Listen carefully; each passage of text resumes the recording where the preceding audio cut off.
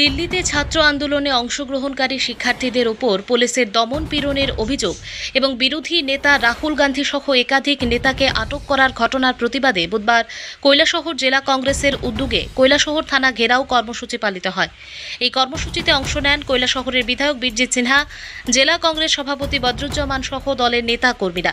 বিক্ষোভকারীরা কেন্দ্রীয় সরকারের বিরুদ্ধে স্লোগান দেন এবং ছাত্রদের গণতান্ত্রিক আন্দোলনে অধিকার রক্ষার দাবি জানান। বিধায়ক বীরজিৎ সিনহার অভিযোগ করেন, ছাত্রদের ন্যায্য দাবি উপেক্ষা করে সরকার দমনমূলক পদক্ষেপ নিচ্ছে, যা গণতান্ত্রিক মূল্যবোধের পরিপন্থী। জেলা কংগ্রেসের পক্ষ থেকে আন্দোলনরত শিক্ষার্থীদের দাবি গুরুত্ব দিয়ে বিবেচনা করার আহ্বান জানানো হয়। বিক্ষোভকে কেন্দ্র করে কিছু সময় উত্তেজনাপূর্ণ পরিস্থিতি সৃষ্টি হলেও পুলিশের তৎপরতায় পরিস্থিতি নিয়ন্ত্রণে থাকে। ছাত্রদের উপরে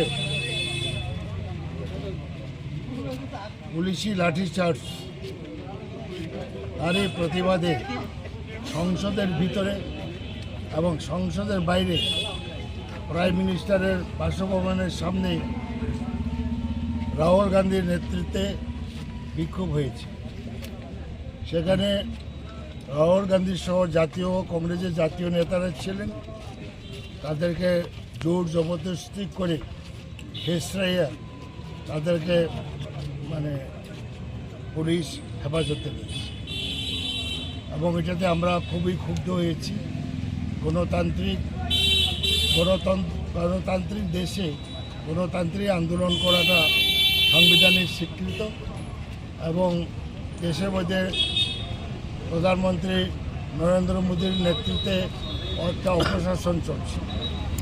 দেশের কোটি কোটি ছাত্র যুবকরা আজকে সরকারের বিরুদ্ধে ফেটে উঠেছে।